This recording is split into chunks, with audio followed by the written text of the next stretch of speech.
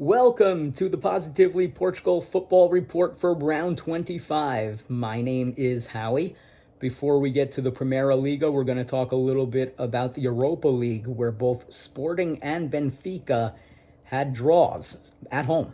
Sporting 1-1 against Atalanta, Benfica 2-2 against Rangers. So now both of these teams go on the road. I would think that Sporting has the slightest advantage of being the one to advance. Atalanta is, I said Atlanta like it's the United States. Atalanta is in 6th place in Serie A, whereas Rangers is at the top of the table in Scotland.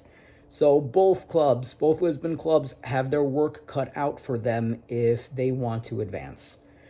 Moving on to the Primeira Liga, Porto over Portimonense 3-0.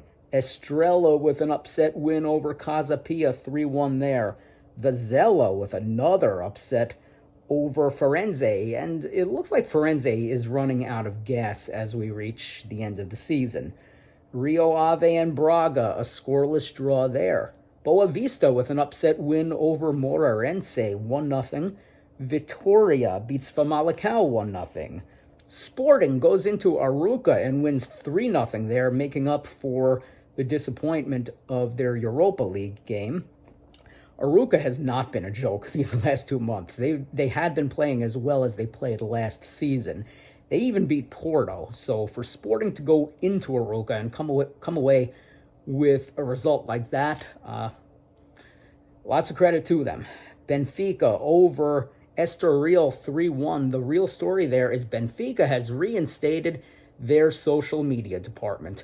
And what a profile of courage and bravery that was.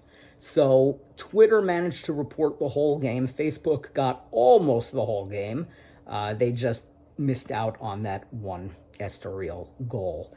And yesterday, Gil Vicente and Chaves played to a scoreless draw. So it was a very exciting week in the Primeira Liga. We had 3 upsets.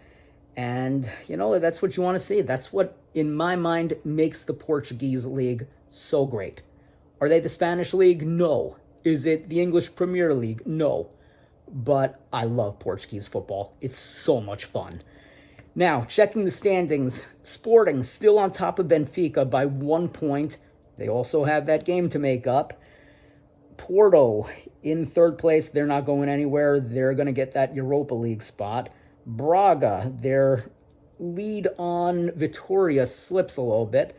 So they're only 3 points ahead of Vitória for the Conference League spot.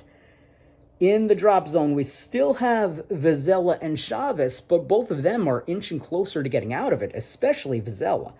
This week, the relegation playoff, it's like a game of musical chairs at this point, but now it's Estoril.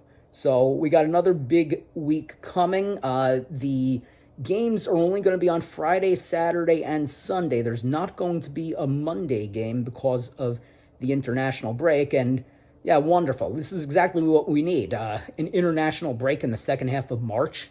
I mean, I get Euros are coming up, but to a lot of teams, this is not good, and not just in Portugal. So, the team of the week, we've got a tie. It's between Estrela and Vizela. Estrela moves out of the relegation playoff. Vizela now only 1 point out of hopping out of the relegation zone. And this week's biggest loser is Braga. You can't not win against Rio Ave while you're fighting for a European spot. So that's going to be everything that we have this week. We have the Champions League today, actually.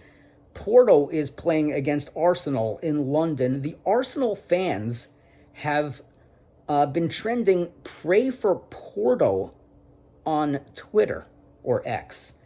Pray for Porto? Excuse me? Didn't they beat you at the Dragão?